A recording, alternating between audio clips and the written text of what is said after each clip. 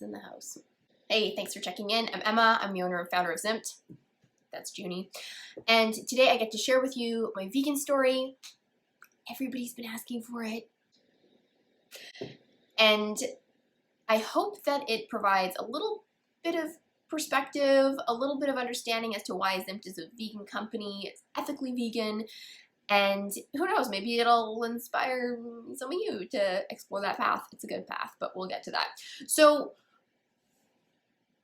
becoming vegan actually started for me before I ever stopped eating animal flesh or animal secretions. It started for me when I tapped into what I call our inner empathy, which I think pretty much everybody has, right? So when I was maybe 5 or 6, I was watching TV. I was watching a World Vision ad. I think maybe you've seen them. It's like they show all these like impoverished children and ask for financial support to support them. And I was watching this and hearing their stories, and my parents had recently split up, so things were like a little shaky in that respect. But in hearing these kids' stories, I was just like, wow, that's terrible. Like, that is terrible that there are kids who go through all of that. I don't like it, and I want to help them. And I still do. So I'm consistent, if nothing else.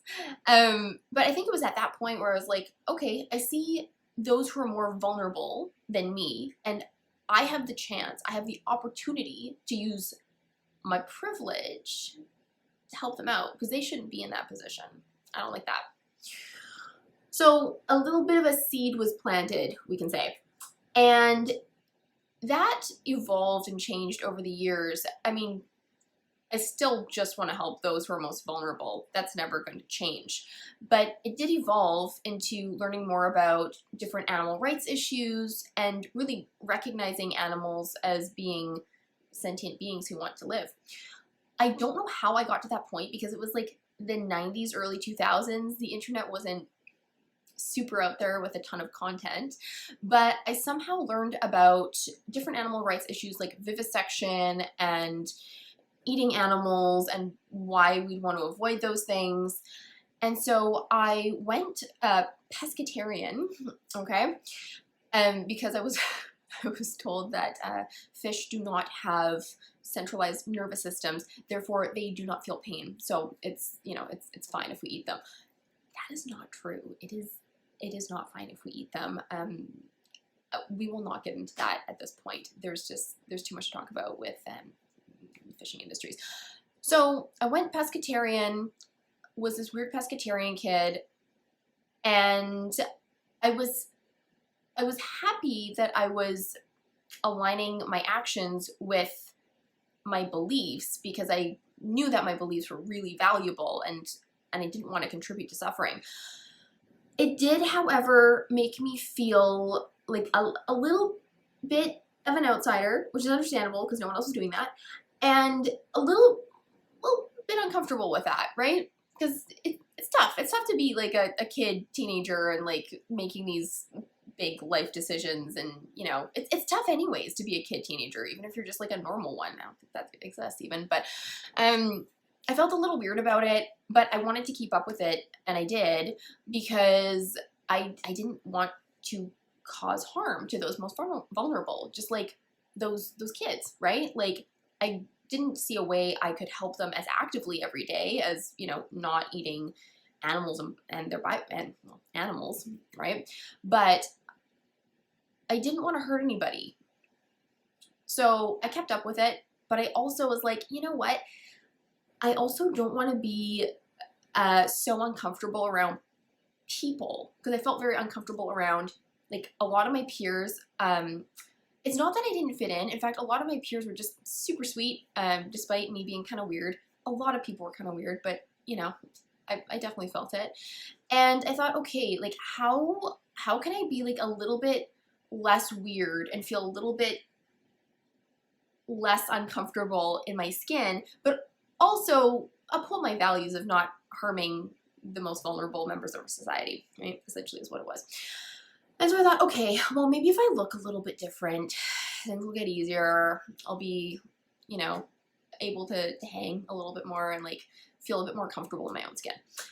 That, you know, I don't think that is ever the answer, but it definitely wasn't the answer in this case because unfortunately, really didn't go according to plan.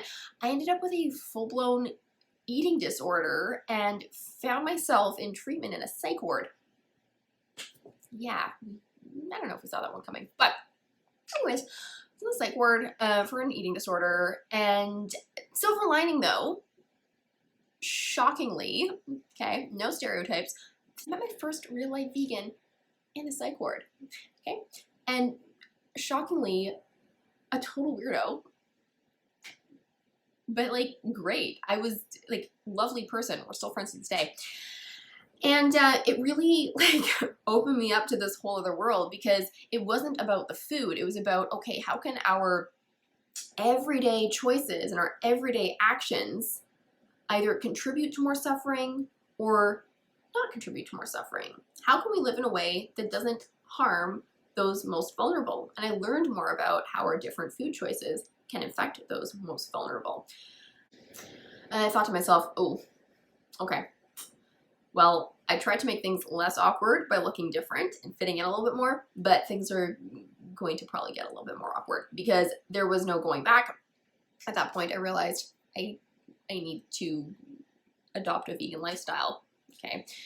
And that, of course, included food, which was very tricky at that point because veganism is seen as being very restrictive, and that's something I was supposed to get away from, was restricted eating. But I went with it anyway. I went with it anyway, and went vegan when I was like 17, I guess, and certainly haven't looked back since. I will say it wasn't like it didn't cure anything in terms of like the eating disorder. That's something completely different, and I would never want to put those in the same camp because eating disorder is hell. Veganism is great. It's great. It's like the opposite. It's supposed to be gentle and kind and compassionate, which, yeah, definitely wasn't what I was dealing with. Oh, sorry. She's great. So I kept going with that. I kept up my veganism. I did relapse again. Eating disorders are just like, they're the worst, honestly. I hope you never experience them. I hope you have never experienced them. But if you have, and if you've experienced them the way I have, it's like, it just feels like a mental torture session. So anything like empowering and hopeful like veganism was a real breath of fresh air, and I think it did really help ultimately me to get through things. But I didn't fully get to enjoy it until I was able to be a little bit happier with myself, and that took a number of years and a lot of tough stuff, like right when I was starting Zimt. It was very, very tough. But anyways, it ended up being fine. You know, I'm still here. I'm still vegan. That's not going to change. I would say like the one thing that has progressed for me is taking a more holistic approach to things and understanding how our choices are a little bit more complex than just, is it vegan or is it not vegan? You know, things like palm oil, knowing which different companies to purchase from, you know, because it's all a supply and demand thing. And for me, it's what is honoring that inner empathy, because that inner empathy is not totally about me. It's about me connecting with the rest of the world, specifically those who are more vulnerable. So it's evolved in that sense. I try to make really conscious choices, also environmentally. So just because it's vegan doesn't mean it's, you know, an environmentally sound choice. All things being equal, I think it would be better. But I also really tried to buy, not too much, but certainly used items mostly, because it's not just about, okay, is this, you know, can you slap vegan on the label or not, right? It's like, what impact does this product have on the environment, right? We all need our environment to be healthy. Wild animals do too, especially. So how does this product impact their environment, right? So it's more of like a holistic approach. Also focusing on organic, right? Certainly not a perfect system, but conventional foods can be really damaging to ecosystems.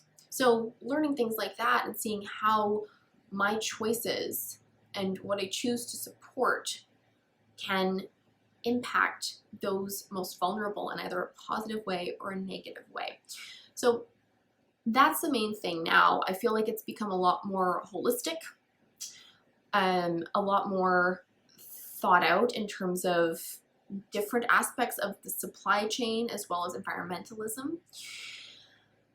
And you know what? I'm not done learning.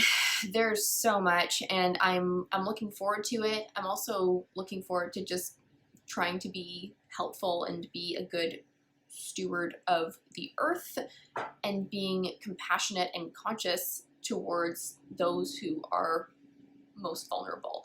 I, have a lot of power. We all do, right? We can't do it alone, but each of us making these little steps and making these little changes, it's hugely impactful. Like, obviously we can't rely on, government or big businesses to just fix everything, because that's not what they do. It's really up to each and every one of us. So I hope that is whatever you need it to be. And if you have any questions or comments, concerns, whatever, just leave them below. I definitely check our 2 to 3 comments we ever get, and I'll try and answer them. And thanks for taking the time to listen to me talk about this. Bye.